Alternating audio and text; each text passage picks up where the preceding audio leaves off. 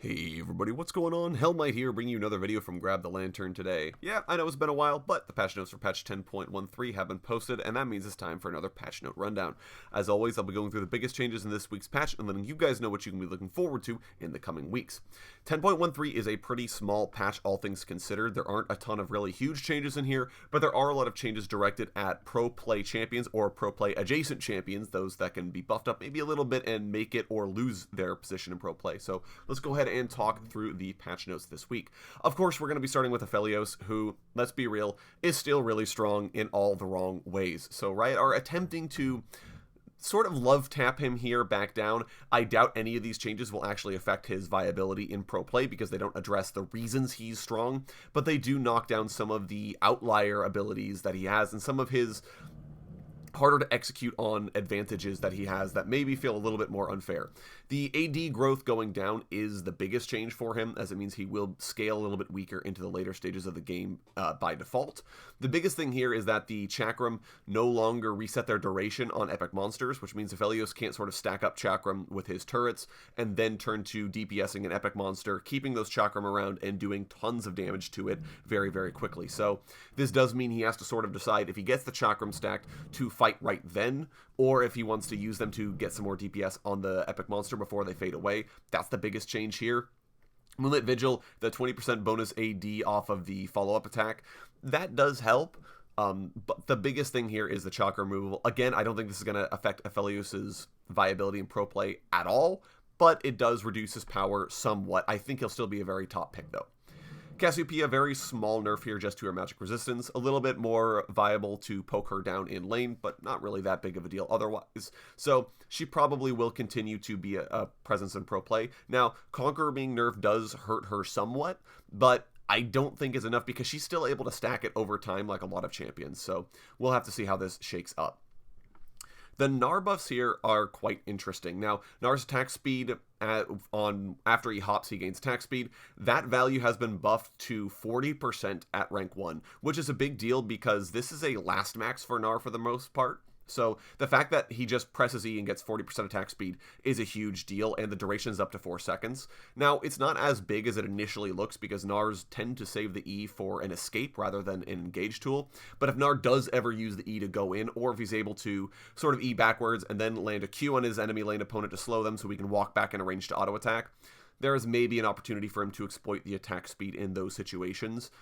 I'm a little hesitant about Gnar buffs in general because it feels like the problem with Gnar is his inconsistency with his transformations, which means Riot never addressed that. They just buff all of the aspects of his kit, which tend to make him overly good in a lot of places, but we'll see how this shakes out. I don't think fundamentally this is going to be enough to make Gnar broken, but it is something to watch, especially as more patches come out if Gnar continues to get buffed.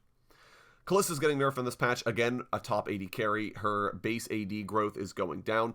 I don't think this is enough at all to stop Kalista from what she does. The problem is not how much damage she does with her auto attacks. The problem is she has the constant dashing. She's able to do a lot of value and a lot of utility to the team. But we'll see. Maybe this nerfs the solo lane Kalista, but I rather doubt it. I think she's going to continue being very good. The Kog'Maw buffs here are mainly directed at AP Cog. It helps out bot lane or like traditional on-hit Kog'Maw builds a little bit because he has a little bit of AP from Rageblade, but mostly this is for the fun sort of AP Cog mid builds or like Kog'Maw and ARAM, so it's not that big of a deal, but if you do play those playstyles, it's a little tiny buff for them, so that's a little nice. Lucian, this is a really small buff to Lucian, bringing back a little bit of that ability range on Piercing Light so he can try to poke out enemy champions in the bottom lane specifically. It's not a big deal for a solo lane Lucian because that's a lot more about all-inning, but it does help bot lane Lucian. Again, it's a very small buff, but I think he's an edge case champion in the first place, so this might be enough to get him into a reasonable spot where he's not completely overpowered and a really strong champion to just play in any situation, but does make him something to consider in the bottom lane going forward. This is a very small Nocturne buff as well, so I don't want to spend too much time on it, but essentially, he gets Umbra Blades back twice as fast against champions and monsters, so Jungle Nocturne will be able to clear much more healthily and much more quickly because he gets Umbra Blades back that much faster. So I do like this change as a way to buff Jungle Nocturne without buffing Lane Nocturne. Obviously, I think Lane Nocturne is still going to be really strong, but it does mean that if you play Jungle Nocturne primarily, he'll be in a much better spot. Nunu, same deal with the Kog'Maw, buffing up the AP ratios. If you play AP Nunu, great. If you don't, you don't really care about these changes that much. I think Tech Nunu is still going to be better, but hey, it's a nice quality of life buff if you do have some incidental AP on Nunu. Ornn. Now, this is a big change here, and I want to spend a little bit more time talking about this. What this means, when Ornn buys a health or mana item, he gets the max mana increase, for example. So he buys a Ruby Crystal, he gains the 400 health right off the bat, both max and current. So his current HP increases and his maximum HP increases. Now, what this change means is that when he buys Ruby Crystal, his maximum health will increase, but he doesn't gain any of the current bonus to that HP. He won't get the full value from the Ruby Crystal until he recalls to base or otherwise heals up that extra health that he just bought.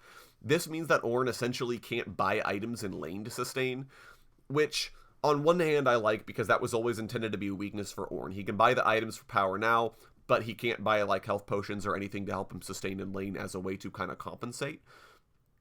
But at the same time, I think this is the wrong place to nerf Ornn. Ornn's whole point, like that's one of his shticks, is that he's able to buy items in lane, and that's to help him survive tough matchups or get a stat that he needs right away. The fact that you could say, oh, I'm low on mana and buy a Sapphire Crystal and then get mana back to maybe look for an all-in you otherwise wouldn't have been able to make, that's kind of a fun, interesting play that only really Ornn gets to make. And it's disappointing to see that that's where they nerfed. I would have preferred to have seen base damage nerfs for Ornn, because that's where he's the most silly, is his ability to just kind of spam out damage and out-trade even fighters in the top lane. But either way, Riot have nerfed Living Forge. This is a really big nerf to Ornn. I think it will really drop off his presence in pro play, because he won't really be able to sustain in lane unless he's buying health and mana regeneration, which he's not going to buy mana regen, health regen. There are only a couple items that I think he would even want to buy that have health regeneration built in. So generally, this will knock Ornn down quite a few pegs on the tier list. It's not where I would have nerfed Ornn, but it will serve the goal of getting him out of a sort of must pick or a very common pick in pro play. Rakan, this is a very small buff. His W's base damage is up by 20 at max rank. It's not huge, but it does mean that a Rakan that's playing a little bit more aggressively can find some more value by landing his Grand Entrance. Ryze, these are some very conservative buffs here as well, because they want to make sure they're not making him too strong, but they also want to bring him up just a little bit. The MR increase here means he's a little less vulnerable to being poked out by enemy mage champions, which is nice. And the extra AD is basically just there to help him last hit. That's really all that is. So not a huge change for Ryze, but I think it'll maybe make him a little bit more of an enticing pick now that he's not going to be able to be bullied quite so easily.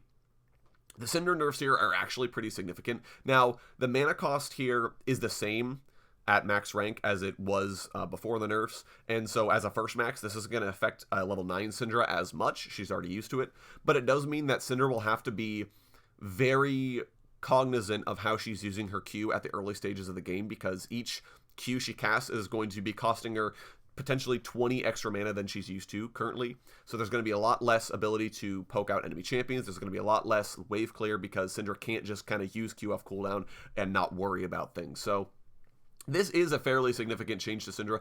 Like I said, after level 9, this doesn't mean too much for her, but until that point, she is going to be feeling that extra mana drain. So I can certainly see how this would reduce her priority in pro play, because she just doesn't have the presence in the early levels that she used to. Talking about the Vi buffs now, I actually really like this change. I do think it makes Vi potentially a pick in pro play, or at least at high elos, because Vault Breaker's already a first max. So getting it down to 6 seconds, that's 2 full seconds off of where it is on live right now, is a big deal, because it means Vi can kind of Vault Breaker into a fight, use her ult to chase you after you flash or use a gap closer, and then potentially have another Vault Breaker come up shortly afterwards. The 2 extra seconds do really matter here for a level 9 Vi, and that's even assuming you have no CDR from items or runes or anything. So I quite like this change. I think this makes Vi a little bit more disruptive in fights. It means that she's more easily able to chase down enemy champions, or potentially look to escape from a fight. If she Vault Breakers in, then ults, then maybe uses the second Vault Breaker that comes up quite quickly as a way to get out of the fight. It's a big deal. I do quite like this change, and I think it makes Vi quite strong after the previous buffs. We'll see where she lands. She is still pretty predictable in her play pattern, but I do like where these buffs are headed for Vi. The Yorick buff is very small, mostly targeted at higher echelons of play because of players there being able to more accurately control the Maiden, but having a 600 leash range on the Maiden of the Mist means that it's easier for experienced Yorick players to pull her out of a dangerous situation by essentially walking away, and then the Maiden has to follow Yorick. 900 range is actually really hard to get out of, and it means that if your Maiden's hitting tower and the tower's hitting the Maiden, you're like, please get out of tower range. She might still die anyways before she finally leashes back to Yorick.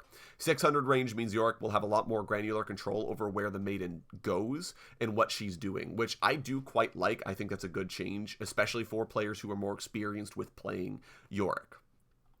Yuumi. Yeah, the cat's getting nerfed. This is not as big of a nerf as I think a lot of people are making it out to be, though. The fact that it costs 15% max mana on E is a ridiculous nerf. I think it's really silly, but I've actually crunched the numbers on this. Level 9 Yuumi, who's first max E for whatever reason, the mana cost ends up being comparable. Assuming Yuumi has bought no extra mana, which you're not going to anymore on this champion just because the max mana cost is really going to hurt her. But it does mean that Yuumi is a lot more synergistic with mana regeneration, which is what supports are already kind of tied to. So it's really not that big of a deal. You're gonna probably buy Athene's Unholy Grail now on this character because it turns that extra mana regeneration into AP, which Yuumi already cares about. You're already gonna be buying items with mana regeneration on Yuumi.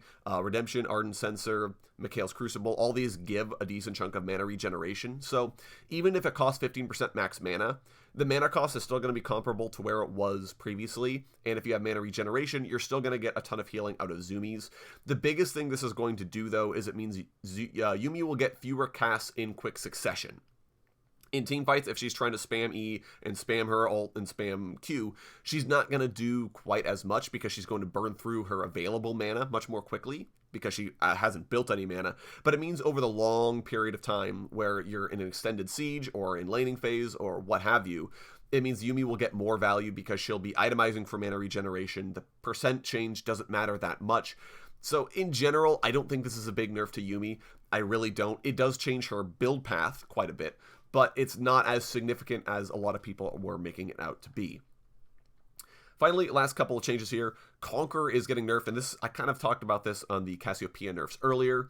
Conquer, the biggest problem with it is you could stack it too quickly, so it's still overlapped in the sort of burst damage archetype, as opposed to sustained damage, which is what it's supposed to be about. So Conquer is going up to 12 stacks in order to try and get maximum stacks, and the adaptive force per stack has been lowered. Now, I believe the break-even point at maximum stacks is the same, so if you hit max stacks on Conquer now, it'll still give you the same adaptive force as it did previously. But there are more stacks, making it harder to get that max stack bonus. And it means that if you're unable to fully stack it, you won't have as many stats as you do currently on live. So that does mean Conquer will be significantly weaker on champions that depended on stacking it quickly. But it means that characters that have a damage over time playstyle will still be able to stack this quite quickly and will be just as happy with Conquer now as they were before. So really not that big of a deal at the end of the day, but it does mean some of the edge case characters that were taking it, Talon immediately springs to mind as a character that could take Conquer, will get less value out of it because they will have to stay in the fight for longer periods of time to stack, and they don't really want to do that. And Guardian, just a very small nerf here, not really even worth talking about. It's just reverting it to before it was buffed because it's very consistently able to be proc and shields for a decent amount, so a small nerf, especially the champions that take it like Rakan or Taric. This is the big one here, is for Death Stance. Obviously, this item's been seen all over the place. It's really, really good. And so Riot are trying to nerf it down on ranged champions who've been building it for the damage reduction it gives. That's sort of always the case, is melee champions get a nice item and ranged champions break it. So Riot have nerfed it down to 10% post-mitigation damage storing for ranged champions as opposed to 20%. That's not a big change, but at 10%, it does feel a lot worse building this item on a ranged champion as opposed to a melee champion. So we'll see. I think you'll still see this plenty on all the melee champions that have been building it recently, but hopefully this means that ranged champions won't want to poach Death Stance as much as they currently do. And that's going to be it for the Patch Note rundown here today, guys. Thank you all so very much for watching. Let me know which changes you're most excited for down in the comments section below. Would love to hear your thoughts. If you enjoyed today's video, consider subscribing. I upload a video just like this every Monday, Wednesday, Friday, and on patch days as well. Trying to get back in the swing of things, guys, so do stick around. And of course, if you enjoyed the video, consider hitting that like button, as it does let me know that you guys are enjoying the content. Once again, thank you guys so very much for watching. I do appreciate it, and I will talk to you all later.